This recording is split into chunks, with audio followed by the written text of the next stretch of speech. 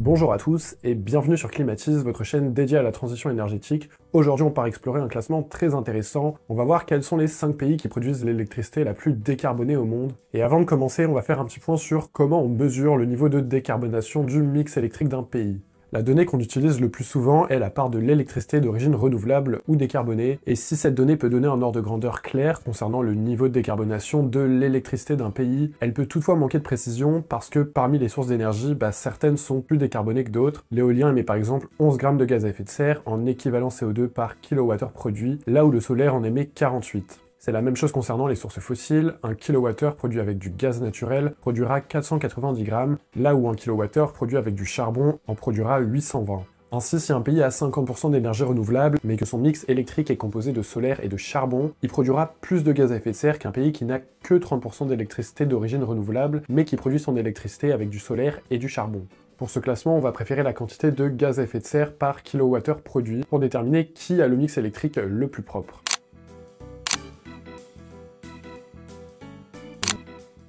Le Costa Rica est 5e des pays produisant l'électricité la plus propre au monde, avec 53 grammes de gaz à effet de serre en équivalent CO2 par kilowattheure produit. Cette réussite est en partie la conséquence du choix du Costa Rica de renoncer à son armée pour réinvestir son budget militaire dans des politiques environnementales. Environ 95% de son électricité provient de sources renouvelables, principalement de l'hydroélectricité, mais aussi de la géothermie et de l'éolien. Le Costa Rica prouve que même un pays avec des moyens limités peut viser l'excellence énergétique.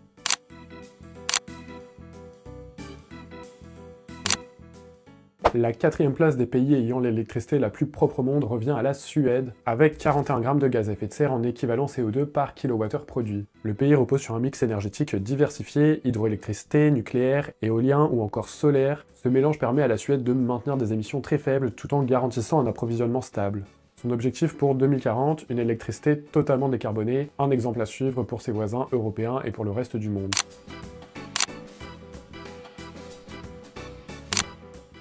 En 3e position, on retrouve la Suisse avec 35 grammes de gaz à effet de serre en équivalent CO2 par kilowattheure produit. La Suisse s'appuie principalement sur l'énergie hydraulique qui fournit environ 60% de son électricité et sur le nucléaire pour le reste. Mais c'est pas tout. Le pays investit de plus en plus dans les énergies renouvelables pour encore réduire son empreinte carbone.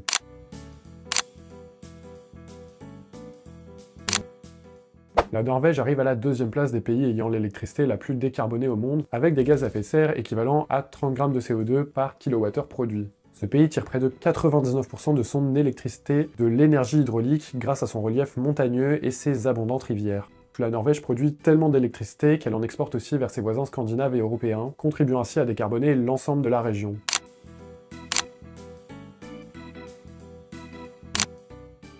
Le Paraguay est le pays qui produit l'électricité la plus propre au monde, avec seulement 24 grammes de gaz à effet de serre en équivalent CO2 par kilowattheure. Ce pays doit son succès à l'hydroélectricité, notamment grâce au barrage d'Itaipu situé à la frontière entre le Paraguay et le Brésil, qui est à ce jour le barrage ayant produit le plus d'énergie cumulée au monde. Le Paraguay produit tellement d'électricité qu'il en exporte vers le Brésil, une vraie prouesse pour ce petit pays d'Amérique du Sud. Voilà pour le top 5 des pays ayant l'électricité la plus propre au monde. Petite mention quand même pour la France qui arrive 6e de ce classement et très proche du Costa Rica, notamment grâce à son parc nucléaire et à ses barrages hydrauliques. J'aimerais également préciser qu'une électricité propre ne rime pas forcément avec un secteur de l'énergie décarboné, parce que l'électricité n'est pas la seule forme d'énergie que l'on consomme. Si vous produisez une électricité propre, mais que tout le monde conduit un gros pick-up qui consomme énormément d'essence et que vous avez des usines de métallurgie qui brûlent des grosses quantités de charbon, vous avez beau produire une électricité propre, vous êtes quand même un pays qui pollue. Dans la théorie, pour achever une transition énergétique, il faut parallèlement décarboner son électricité et en même temps électrifier les secteurs qui ne le seraient pas encore. Bon, dans la réalité, il faudrait surtout consommer beaucoup moins d'énergie. C'est la fin de cette vidéo, merci de l'avoir regardée, n'hésitez pas à liker, à vous abonner ou à partager pour soutenir la chaîne. On se retrouve très bientôt pour une nouvelle exploration énergétique.